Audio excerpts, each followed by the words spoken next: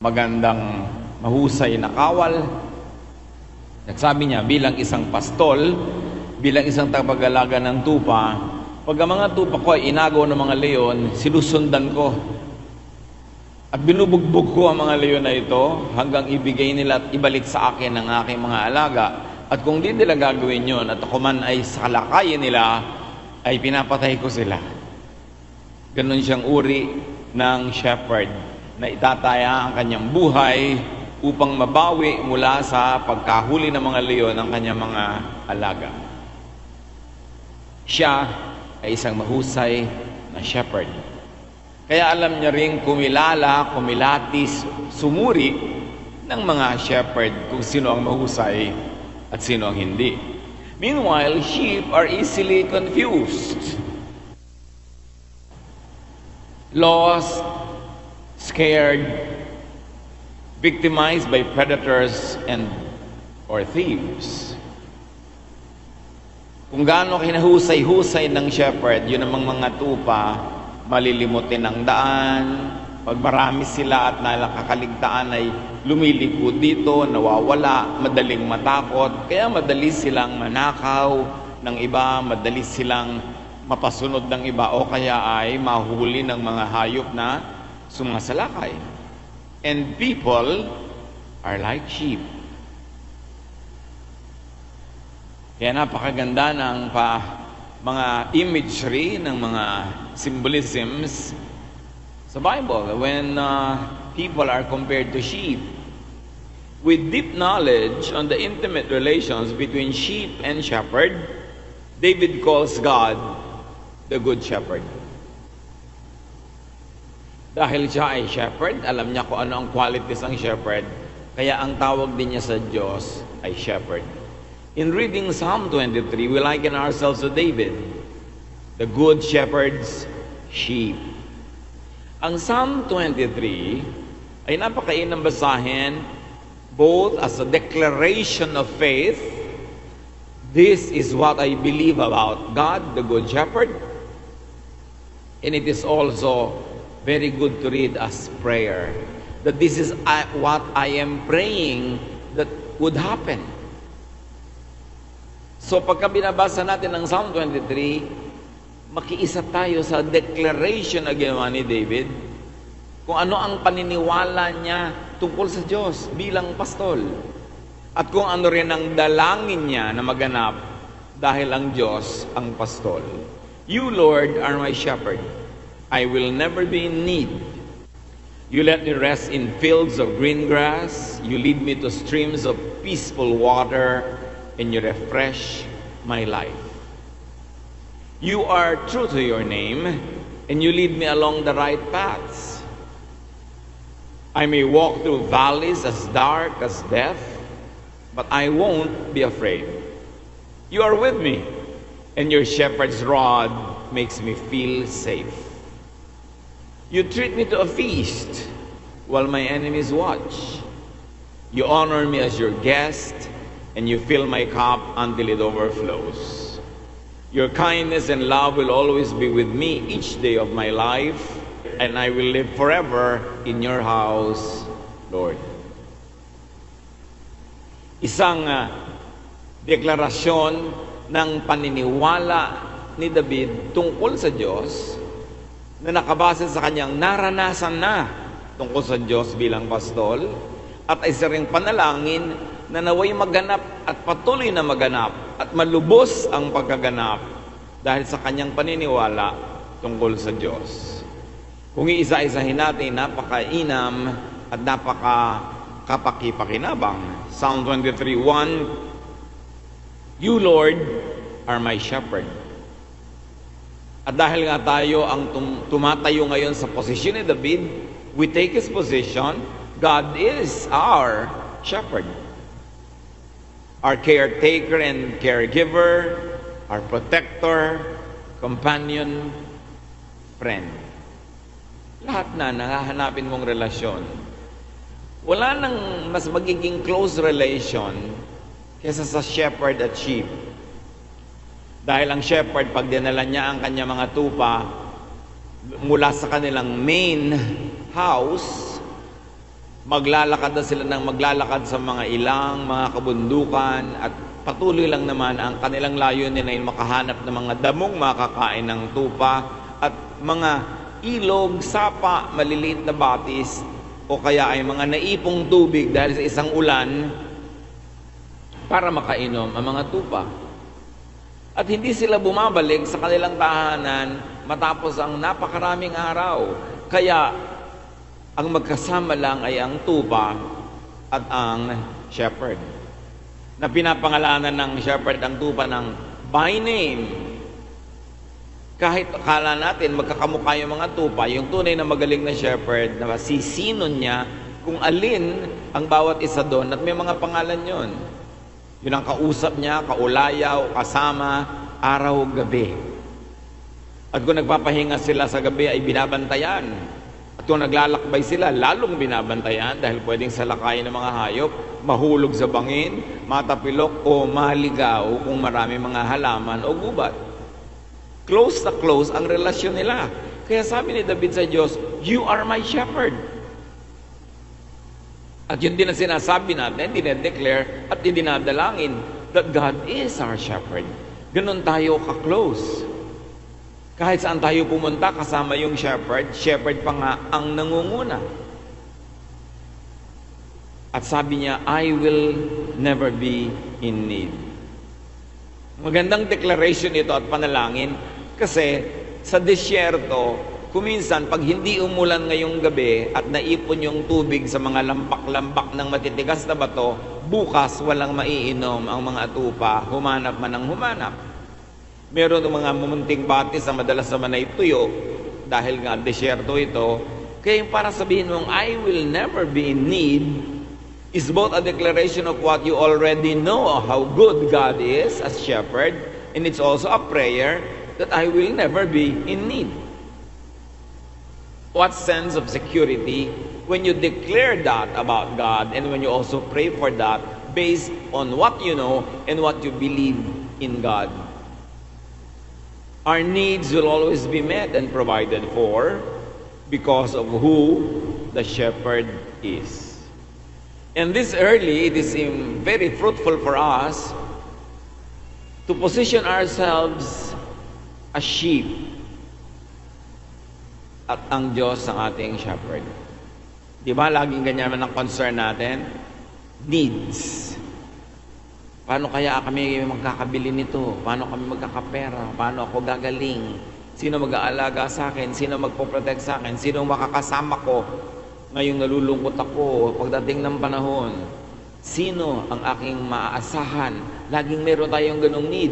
Hindi lang yung makakain, hindi lang yung maiinom, kundi yung mga emotional and psychological and spiritual needs natin.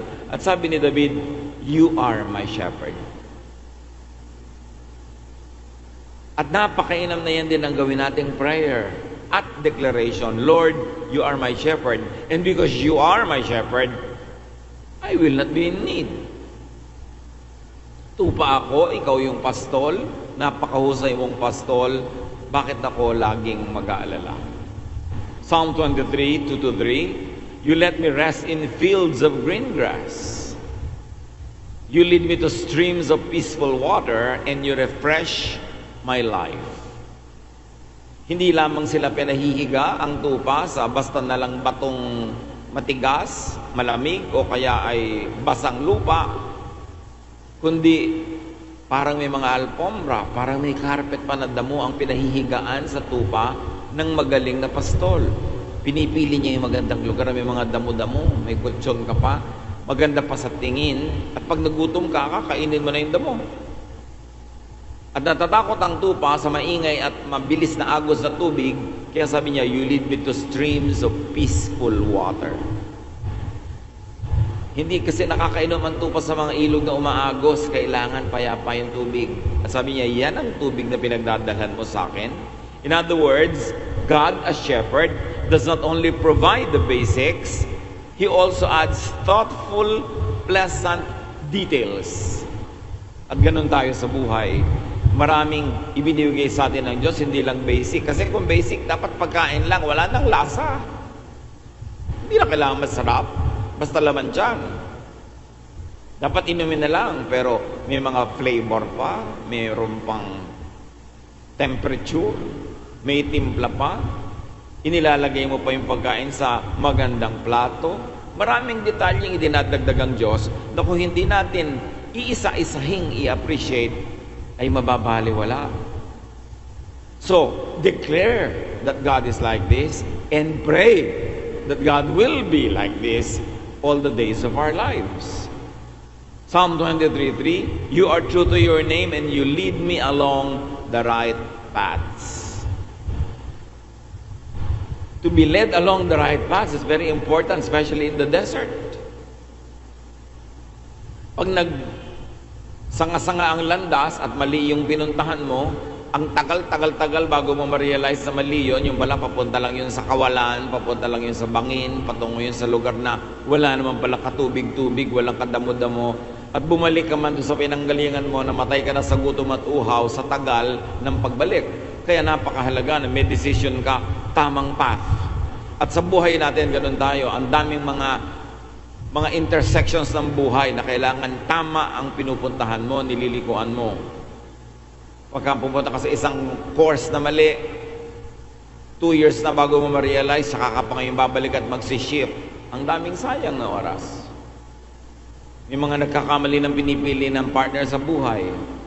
May mga pinipili ng mga desisyon na mali. Ang daming error, ang daming erasures, ang daming repeat ng buhay. Sayang ang panahon. Kaya sabi, kung Diyos ang iyong kasamang shepherd, He leads you in the right paths, not the wrong paths. Sa iyong decision making, kasama ang Diyos. Sapagkat nakakausap tayo ng Diyos kung tayo'y makikinig. Makakaiwas tayo sa napakaraming mga pagkakamali. Psalm 23 is about walking through life led by the shepherd. And it is a prayer on how life could and should be led if the shepherd, God Himself, is leading us. And if we follow the leadership of God. The shepherd leads, but the sheep should follow to stay protected and cared for. Bakit kailangan siyang sumunod? Kasi kung minsan mayroong mga landas na napakakitid sa gilid ng mga matatarik na bangin na hindi pwedeng dala-dalawa ang tupa na sabay, isa lang ang pwede dahil makitid, mahuhulog ka na sa bangin. Yung shepherd nasa kauna-unahan yon o nasa kaduluduluhan noong linya. Siyempre, paliko-liko ang terrain, ang bundok. Merong pwedeng hindi sumunod, hindi na kita lang shepherd yon. Pwede kang biglang lumiko, yung pala, nahulog ka na sa bangin. Kaya dapat, hindi lang nangunguna ang shepherd, willing ka ring sumunod. Kahit hindi ka nababantayan, binabantayan mo yung sarili. Ang gagawin mo lang naman, susunod ka doon sa tupang nasa harap mo, susunod siya sa nasa harapan niya, dahil ang pinakakaharap-harapan ay yung shepherd, tama ang magiging landas na dadaanan mo. Hindi umiimbento ka na ng mga kuno-ano, at alam mo na nandun sila, lumiliko ka pa, mapapahamak ka nun sa buhay. Pag dinibdib natin yung mga laman ng Psalm 23, ang dami-daming mga sorrows and pains and mistakes and errors that could be avoided or minimized. Psalm 23:4, I may walk through valleys as dark as death, but I won't be afraid. You are with me, and your shepherd's rod makes me feel safe. Kung nasa pagitan ng dalawang matatarik na bundok, dalawang matatarik na bangin sa kaliwat kanan, at yung landas ay nasa baba noong libis o valley, ano ngayon ang mangyayari? Napakadilim siyempre. Tumatama lang ang araw doon sa ganung mga valley pagkatanghalian ng tapat at high noon. But other than that, madilim. At ito yung dinidescribe. Pwede ako maglakad sa mga libis na napakadidilim. Halos kasing dilim ng kamatayan. Pero hindi ako matatakot dahil tinitingnan ko pa lang yung pamalo na hawak mo, feeling safe na ako. Dahil bakit ganon? Kasi may hawak na pamalo, matigas na tungkod itong shepherd, yun ang kanyang sandata laban sa mga sino mang sasalakay sa kanyang alaga. Maging ang sasalakay ay mga mababangis sa hayop, o kaya ay mga tulisan o mga magdanakaw na mga tao. So, the rod is also for the sheep's guidance. Kasi oras na may mga lumiliko sa mali, tinatapik yun ng rod, hinihila ng rod, napapalagay ka sa tama. Medyo masakit, pero itinatama ka, mas mabuti yun kaysa hindi ka itinama at ang sakit ay mas malaki sa bandang huli. So there is safety in the shepherd's rod. At kung tutuusin, ang equivalent ng shepherd's rod sa atin ngayon is God's Word and the guidance of the Holy Spirit. Ipinoprotect niya tayo sa mga mali dahil tayo nakakapagdesisyon ng tama. Following the shepherd does not mean that there would be no dark valleys to pass through. And this is the heart of this song. Hindi kung sumusunod ka sa shepherd, hindi ka na mapapadaan sa madidilim na mga valleys.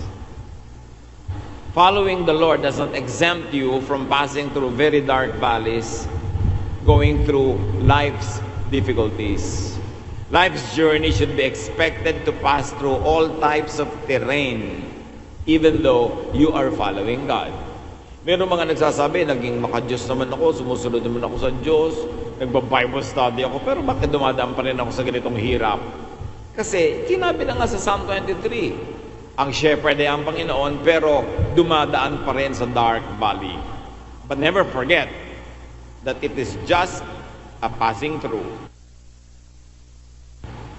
The dark valley journey is only momentary. Napakahirap lang habang dumadaan ka, kaya ang dapat mong tingnan ay yung dulo noong libis na yon, noong valley na yon, para ka ganahang maglakad kahit sa dilim. Kahit kumisay natatapilok ka, parang ang daming panganib. The dark valley is just like a short tunnel.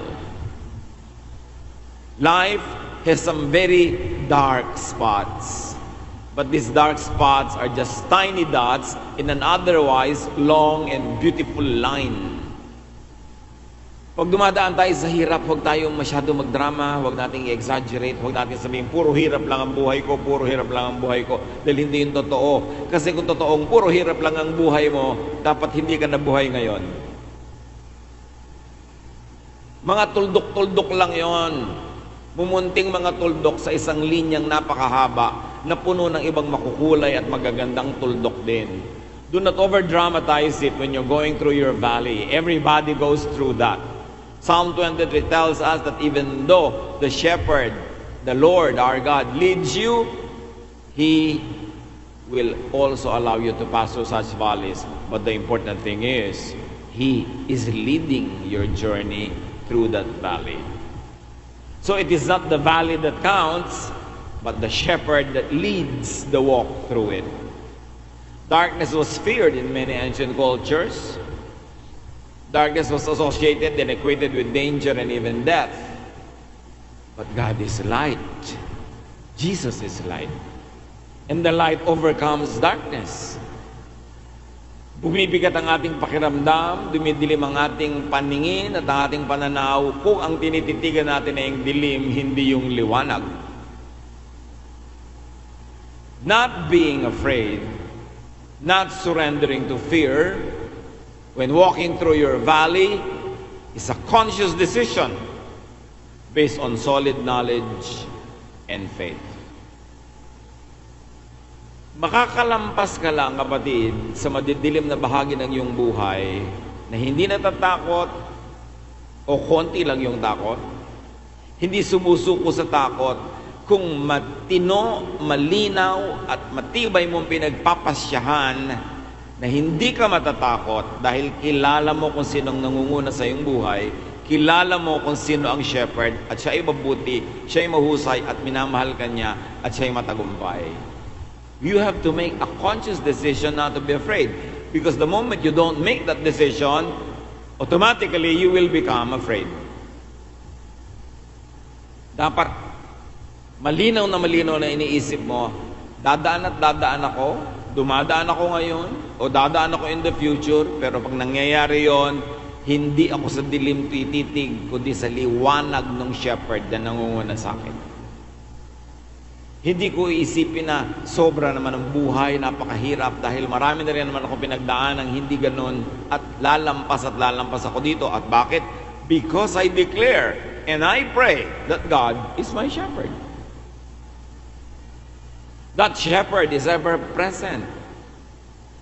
Kahit gaano kalalim yung valley, kahit gaano kadilim, kahit gaano kahirap, nandun yung shepherd mo. That shepherd is leading the walk and ready, willing, and able to protect the sheep. So know the shepherd. Yan ang malaking nag-aalis at nagbabawas ng takot sa buhay pag kilala mo kung sino ang iyong pastol, kilala mo kung sino ang sinusundan mo, at alam mo kung ano ang dapat mong sundan. Forgetting this, focusing on darkness, will scare the sheep. Sheep who go through dark valleys and get overtaken by fear could actually have forgotten about the shepherd, or could have not followed the shepherd and got lost, or who did not follow close enough. So dapat natin suriin ang buhay natin. Matatakotin ba ako? Natatakot ba ako? Bumibigay na ba ako? Nawawala na ba ako ng pag-asa? Ano kaya? Hindi kaya ako sumunod sa aking shepherd? Kaya ako nalagay sa ganitong kalagayan? O sumusunod ako pero ang layo-layo na tuloy, hindi na ako makahugot ng lakas mula sa Diyos kasi ang layo ko naman kung sumusunod. It's important. Sheep who go through dark valleys and get overtaken by fear could actually have been overwhelmed by the darkness and the stumbling blocks along the way. Mas pinalaki niya yung problema kaysa yung shepherd na solution. Ano ba ang malaki at maliit? Wala. It's only a matter of perspective. Napakaliit ang butil ng bigas, pero tanungin mo ang langgam, ang laki nun. So ano ba ang maliit at malaki? Ano ang maliit at malaking problema?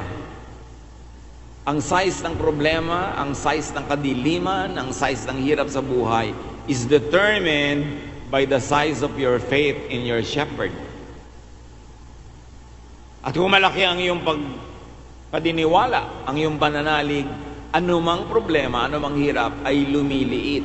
Dahil mas malaki ang tingin mo dun sa Diyos na nagbibigay ng solusyon, Diyos na nagmamahal sa atin, at Diyos na nagbibigay sa atin ng guidance. Kaya pag ang laki-laki ng tingin natin sa mga problema, mag-review tayo mga kapatid, baka naman nalibang tayo at lumiit ang tingin natin sa Diyos. Lumaki tuloy ang tingin natin sa kadiliman. Psalm 23:5, You treat me to a feast while my enemies watch. You honor me as your guest. It's important to understand the tradition of desert dwellers.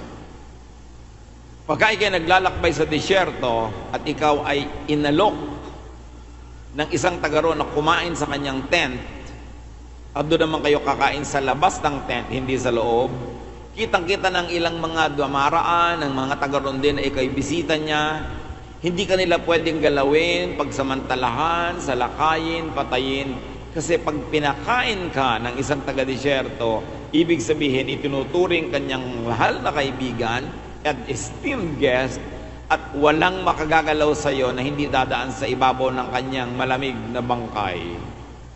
Ipoprotect ka niya. So pag sinabi mong, You Lord, serve a feast before me while my enemies watch, ibig sabihin, sinasabi ng Panginoon, walang pwedeng gumalaw dito sa aking pinapakain na ito. Ibibigay ko ang aking buhay sa Kanya at ipagtatanggol ko siya. What a great declaration of faith in the Lord. based on the traditions of the Bedouins, the desert dwellers. And of course, this means protection. With you as my shepherd, I have protection. Psalm 23:5, and you fill my cup until it overflows. Sa modern times, ang tingin natin, pagsasayang na lumiligwak, lumalampas na sa bibig ng lalagyan yung tubig. Pero sa Eastern traditions, lalo sa desert, when they serve, it overflows. Ibig sabihin, mataas ang pagtingin sa'yo, mahal na mahal ka, hindi ka minimenos, hindi ka ginejeta, malami binibigay sa'yo. At ang sinasabi lang dito ng psalmist is that God has abundant generosity. Pag nagbibigay ang Diyos, hindi kulang. Sobra. At pag nakukulangan tayo, dapat tayong mag-isip-isip, paano ba tayo magsukat? Kasi sinabi na sa atin na ganun siya magbigay. Lampas-lampas pa. Baka mamaya ay mali tayong gumamit, kinakapos tuloy. O baka hindi tayo thankful enough. Lumiliit tuloy yung dating ng mga blessing. But God has abundant generosity. And because of that, the shepherd should have no fear should not fear thirst or hunger or dissatisfaction. This is also a declaration of faith. At pag lagi mong inulit-ulit sa iyong sarili at talagang lubos kang naniniwala, yan ang matutupad sa iyong buhay. Because as you pray, as you ask, as you seek, you will find. Pero yung iba, puro reklamo sa buhay. Kaya tuloy ang nangyayari, puro problema yung buhay. Laging nagre-reklamong kulang, at nangyayari tuloy kulang. Pero kung lagi mong sinasabi, pinaniniwalaan, i-declare, pinapanalangin that God is abundant, then you will have abundance. Sinabi na ng Panginoon, ask and it will be given to you. Seek and you will find. Knock and the door will be open to you. But what do you ask for? It is important to analyze our declarations. What people declare usually happen. Psalm 23:6, your kindness and love will always be with me each day of my life, and I will live forever in your house, Lord. Ang laging iniisip natin na house ng Lord ay temple, ang house ng Lord ay heaven, pero kung yung Lord dito i-declare as shepherd, ang house ng shepherd ay yung tinataguan, kinukublihan, kinakanlungan ng mga tupa pag sila'y nasa disyerto. Pagka mga tupa ay naglalakbay sila sa mga disyerto, anong gagawin nila paggabi? Saan sila matutulog? Saan sila magpapahinga? Naging kaugalian ng mga taga-disyerto na merong mga, sa kalagitnaan ng mga kadawagan, ay merong parang mga binakuran na mga lugar. At nakakita ko ng mga ganito kahit sa Africa. Dahil marami din dong wild animals. So merong mga lugar na binabakuran nila ng mga siit, mga tinik, mga kahoy, mga bato, bilog na bakod. At pagka ang mga hayop ay inaabot ng gabi, doon sila tumutuloy. May bantay ang gate nun, may apoy sa gitna, para ang mga hayop at ang mga taong nagbamatay ng hayop ay hindi ginawin at para hindi sila pasukin at salakayin ng mga bababangis na hayop. And this house of the Lord could be that. Na ito ay sanctuary, a safe house. Isang lugar na pwede mong puntahan na pwede kang mapanatag na matulog dahil hindi mo iniisip na habang nakahiga kay baka may kumagat sa iyo at kainin ka because you feel safe. At sabi, I will live in the house of the Lord forever. Of course, it can also mean that the house of the Lord is an eternal place where the believers will be forever. But in the context of the song, it is this kind of house.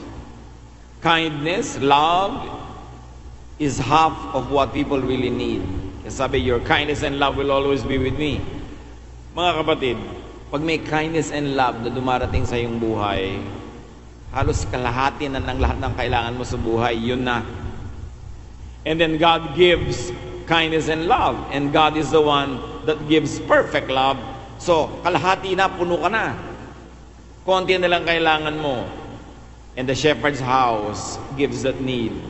The sheep pen, which means safety.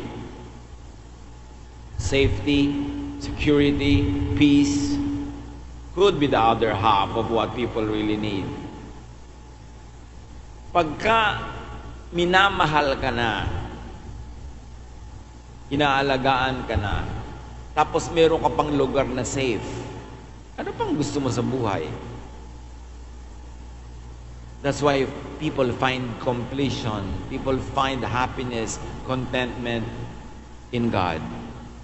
When God is their first love, and when they prioritize the shepherdship of God in their lives, they are secure, they are provided for, they are loved. Ano pa ang kulang sa iyong buhay? John 10:27-29. My sheep know my voice, and I know them. They follow me, and I give them eternal life, so they will never be lost. No one can snatch them out of my hand. The Father gave them to me, and He is greater than all others. No one can snatch them from His hands. What a great sense of security when God is your shepherd. And Jesus says, I love my sheep, I take care of them, no one can snatch them out of my hand. At lalong-lalo namang hindi pwedeng agawin mula sa kamay ng Ama yung kanyang mga inaalagaan. All other perceived needs, longings, and attachments are illusions. Ano pa talaga kailangan ng tao? Bakit ang daming mayaman, hindi kontento? Although meron ding kontento. Bakit merong maganda, hindi pa rin kontento sa kagandahan niya? Bakit meron namang may asawa, may anak, may apo, may biyanan, kumpleto ng tao sa buhay niya, hindi pa rin kontento? Bakit very successful na, ang dami nang narating, ang dami nang na-accomplish, hindi pa rin kontento? Kasi hindi naman talaga yun ang nagpapakontento sa buhay. Ang nagpapakontento sa buhay ay yung alam mong may nagmamahal sa'yo, mahal ka. Kaya kahit nagdidildil ka ng asin, kung sinusubuan ka naman itong si Bogart, enjoy ka na. Kahit daliri na niya yung ulam mo. Kahit na nakahiga ka sa banig at nilalamok-lamok ako, may kasiping ka naman, nagmamahal sa'yo, di ba happy ka na? Lalo naman pag naisip mo na ang Diyos ang nagmamahal sa'yo, bakit ka pa hindi magiging happy? Kahit anong kalagayan mo sa buhay. Happiness is not having these things. Happiness is having God as our shepherd. Kaya maraming kasinungalingan ng buhay, yung kailangan mo na kahit 70 anyos ka na, mukha kang 20 anyos para ka sumaya. Hindi yun totoo. Kasi yung totoong 20 anyos hindi masaya, ikaw pang nagmumukhang 20 anyos lang. Wala doon. Wala sa dami ng bag, wala sa dami ng mga ganito at ganun, kasi ang dami nga nagpapakamatay kung sino pa yung napaka matatawag na successful. So pag sinabi na, the shepherd gives me food, my shepherd gives me shelter, my shepherd gives me what I need, dapat masaya ka doon. At yung shelter na yon, yung food na yon, hindi lang physical, spiritual and emotional food that comes from knowing that you are loved by God. Kaya iba makukontento. Paano ako makukontento? Hindi naman ako mayaman. Bakit? Sa pagyaman ba ang contentment? Ang taong minamahal ay masaya. Kaya lang iba sabay, wala namang nagmamahal sa akin. Nakalimutan mo na ba kung sinong shepherd mo? Ang Diyos.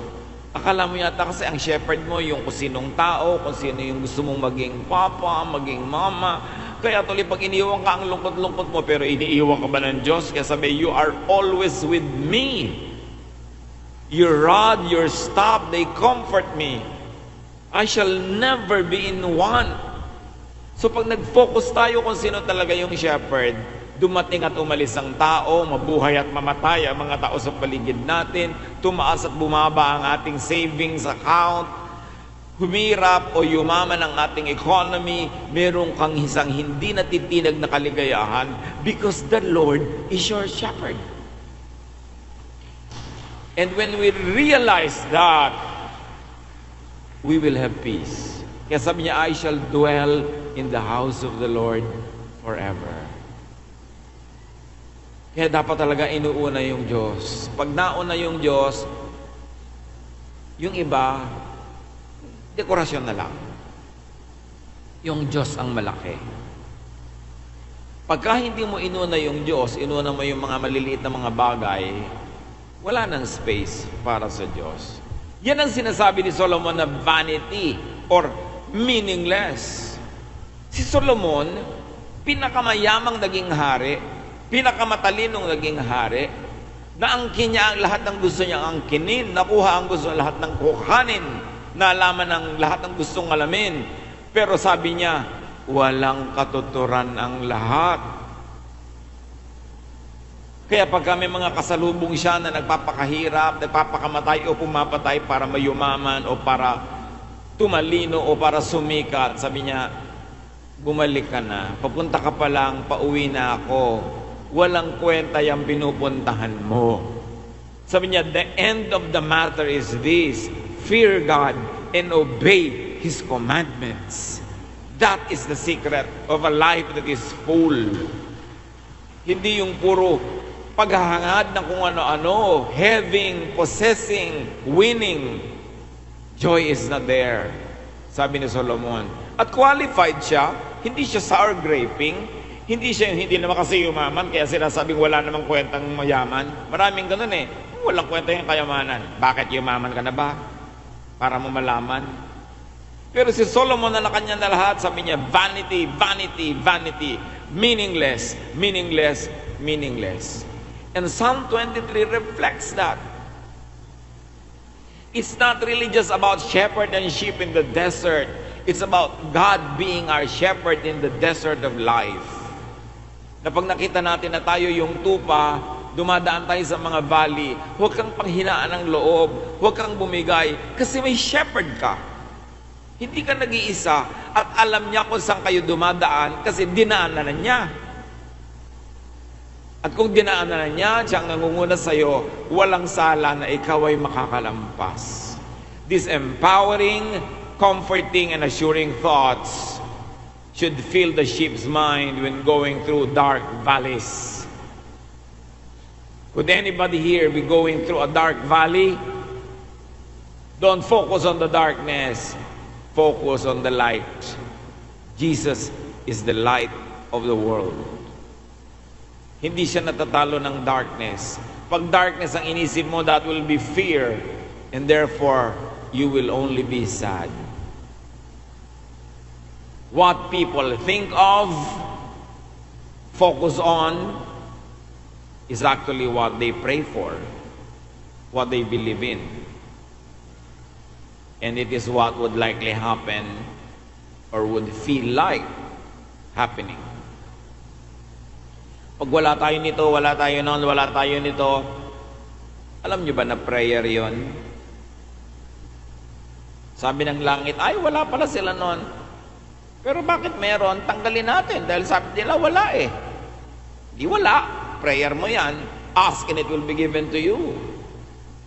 Ang anak ko walang kwenta, anak ko walang kwenta, asawa ko walang kwenta. Uy, walang kwenta daw ang asawa nito. Di ba may kwenta naman? O tanggalin natin ang kwenta. Total, yan ang prayer niya. Walang kwenta. Every pronouncement, every declaration you make is a prayer. Hindi mo kailangan sabihin, this I say in Jesus' name para maging prayer yon. There is power in the spoken and the unspoken word. Your thoughts are prayers. So what are you thinking of? Pag ang tao walang inisip na may sakit ako, may sakit ako, may sakit ako. Oy, may sakit daw to. Lagyan ng sakit ito. Yun ang prayer niya eh. Kaya dapat iniisip mo, gagaling ako, naniniwala ako. At hindi naman inuuto mo yung sarili mo. Dahil naniniwala ka, napapagalingin ka ng Diyos. At hindi laging sakit ang iniisip mo. O nakita kita mga tao, anong blood pressure mo, gaano kataas ang sugar mo. Puro sakit, dapat sakit society. Hindi ka na makarinig ng pag-uusap ng mga magaganda. Puro ang anak ko, maliit magpadala. Puro reklamo. Uy, maliit daw magpadala anak. Liitan pa. Hindi marunong pumuri sa Diyos. Hindi marunong magpasalamat o magsabi ng mga positive. Puro reklamo. Meron nga dati ang marami ha. Marami kong kilalang ganito. Ang daming binigay ng Diyos sa pera. Yung darating sa iyo, sabihin, walang-wala nga kami. Walang-wala kami. Sa takot siguro mautangan. Nawawala talaga yung pera. Naghihirap talaga. Sabi ka ng sabi eh. Prayer yun. Ipinangako ng Diyos, when you ask, you will receive. So watch your language. Watch your thoughts. Nakakarating sa langit. Akala ba natin yung prayer, yung formula lang?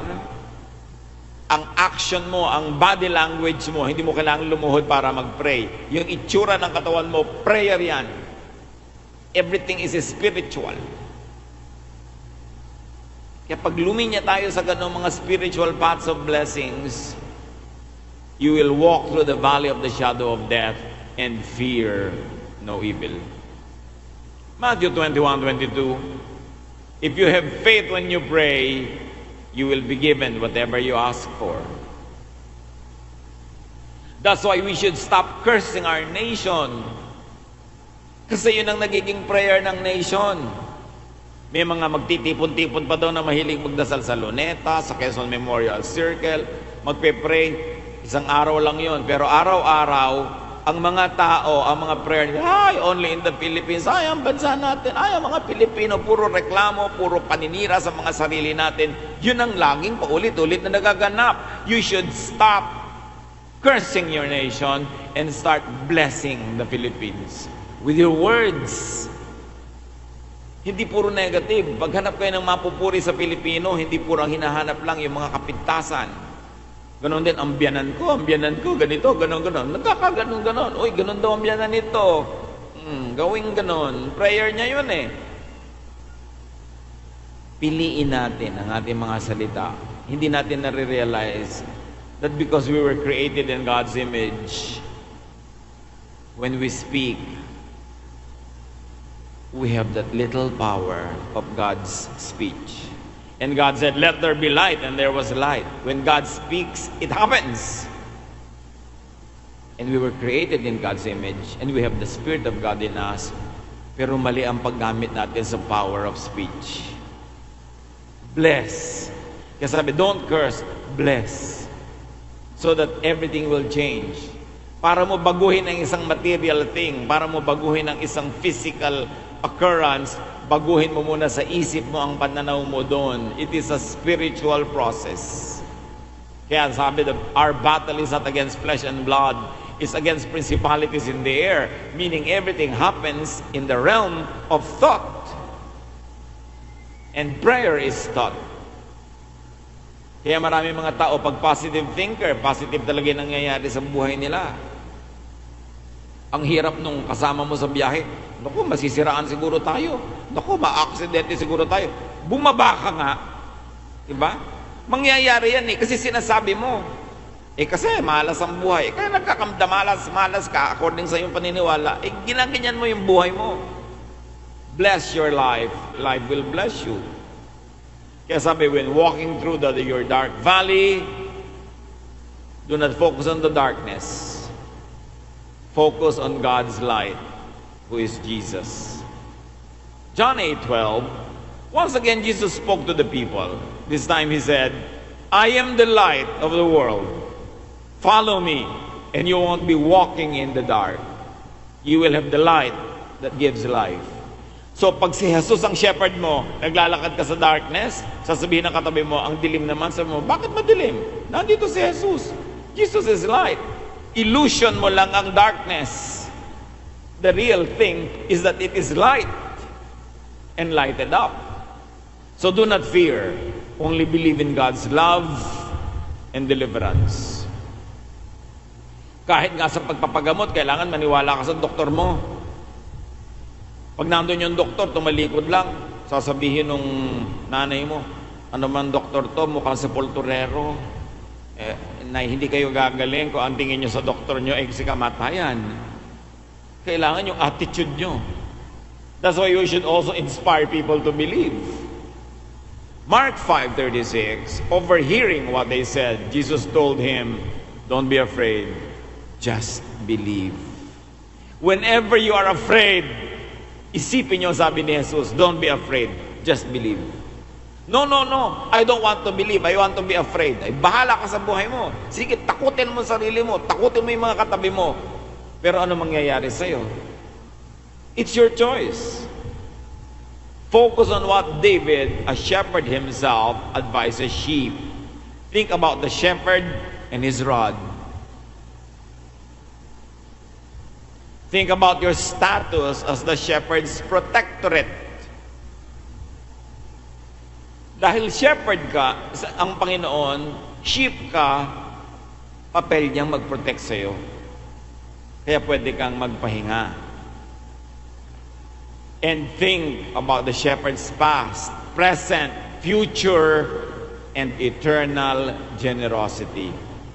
Huwag mong sasabihing mahirap ang buhay lagi. Kasi kung talagang ang lagi, at totoo yan, di dapat patay ka na. So, isipin nyo yung past performance ng Diyos, present performance, and it is a promise of the future performance. The shepherd's house of safety, abundance, and rest, not only in far-off eternity, but also in present and the immediate future. Yung pangako na pahinga, yung pangako na protection, yung house of the Lord, hindi lang yan sa future. Nandyan ito ngayon, nandito. Tingnan mo lang. Because if you have faith, you will see. Faith is the conviction of things not seen, the evidence of things hoped for. It is important. Psalm 23:6, your kindness and love will always be with me each day of my life, and I will live forever in your house, Lord. Sabi ng Panginoong Jesus sa John 14:2, there are many rooms in my Father's house. I wouldn't tell you this unless it was true. I'm going there to prepare a place for each of you. But that house in eternity already has extensions, embassies, halfway houses, safe houses, houses of refuge here. And the Spirit of the Lord is in the hearts of His sheep. With the shepherd leading the way, the arduous walk in the dark valley is just for a while. It's not going to be for long, and will surely end up in the house of the Lord. John 10:11, I am the good shepherd, Jesus says, and the good shepherd gives up his life for his sheep. Nagawa na niya yon. Secure ang kanyang mga anak. Huwag makinig sa illusions and delusions. Focus on truth. Jesus is truth. Do not think of the dark valley. Think of the brilliant light, who is Jesus. Father, sino man sa amin ngayon dumaraan sa mga pagsubok ng buhay, sa hirap, umisan ay kakapusan o kawalan ng pag-asa, parang nasa dead end, mga kabiguan, frustrations, bitterness. Lahat ng mga hirap na ito, Lord, turuan mo kami mag-focus sa inyo. You have taken us this far and you will never abandon us. This is our declaration and this is our prayer as well. Turuan mo kami, Panginoon, to focus on the right things, to focus on you as our shepherd. Dalangin namin, maibsan nawa agad ang mga paghihirap na yung mga anak. At kung meron man dumadaan sa sobrang dilim, nawa, Panginoon, ayon sa iyong magandang kalooban, ay matapos na ito agad at nang makahinga na, makapagpahinga at sumaya ang iyong mga anak. At kung di man, at kung dumadaan pa man dito, pasayahin mo kami, Panginoon. Bigyan mo kami ng kasiyahan sa katotohanan that you are our shepherd. na wala kaming dinadaanan ngayon na hindi mo dinaanan na. Sa katunayan ay nung dumaan ka sa dinadaanan namin ngayon ay may pasan ka pang krus, Panginoong Yesus, para sa amin. Turuan niyo kami magtiwala. Turuan niyo kaming palitan ng pag-iisip ng mga masyadong